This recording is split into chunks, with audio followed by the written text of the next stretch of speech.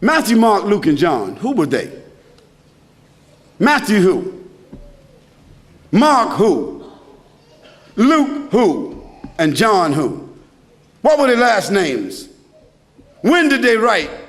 Did they know Jesus Christ? Did they walk with Jesus Christ? Did they eat with Jesus Christ? Did they talk with Jesus Christ? Did they even meet Jesus Christ? The answer is no, no, no, no. Conclusively. The earliest of them that wrote 40 years after Jesus Christ, so they never met him. The last of them wrote 80 years after Jesus Christ, never met him. The other thing is, all of them seem to have written the gospel according to. Now, when you write a letter, do you sign it according to? According to is the third party.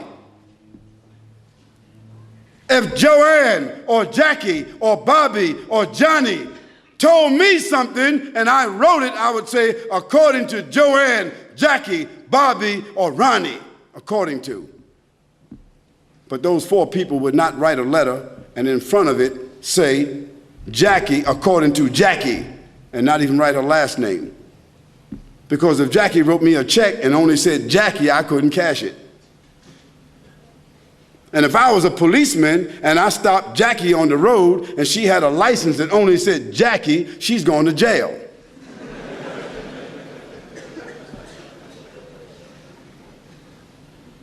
Where in the world is a document with only one name of four different writers that did not meet the one whom they're writing about?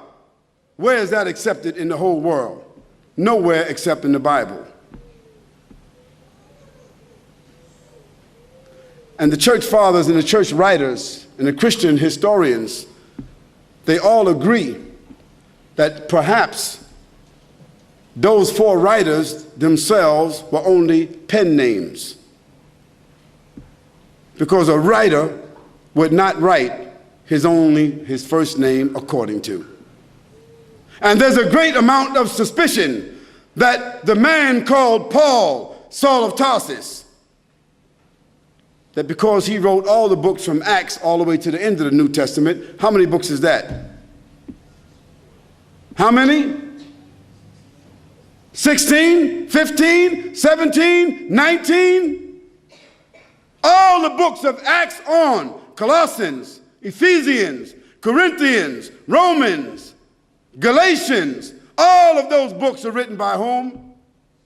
Paul, Saul of Tarsus, another man who never walked, who never talked, who never met, who never ate, who never prayed, who never knew Jesus Christ. Isn't that something? Now here we find four writers and another one between them that wrote all the New Testament books that never talked, never walked, never ate, never prayed, never met the man called Jesus Christ. Yet in their words, the first mentioning of the Trinity came from where? From Jesus or from them? The first mentioning of Jesus being divine, a man God, came from whom? From them. The first mentioning that Jesus is the Son of God came from whom? From them. Jesus never said in his own words any such words, but it was the men who never met him, who claimed to have written, who didn't know their last names.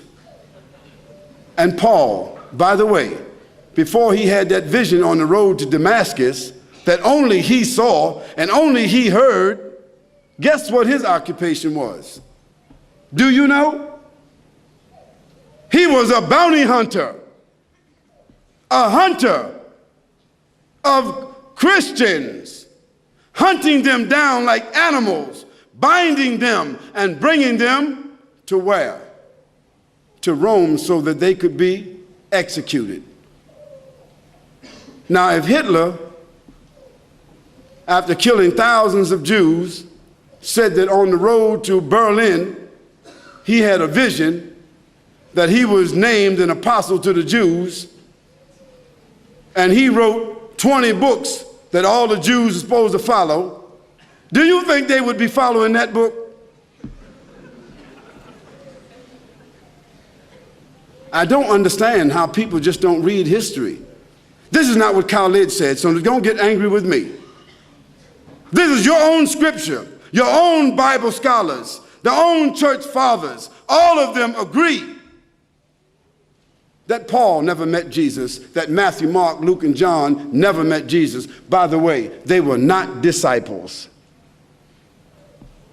Nor were they walkers and talkers of the disciples. They were just writers and historians.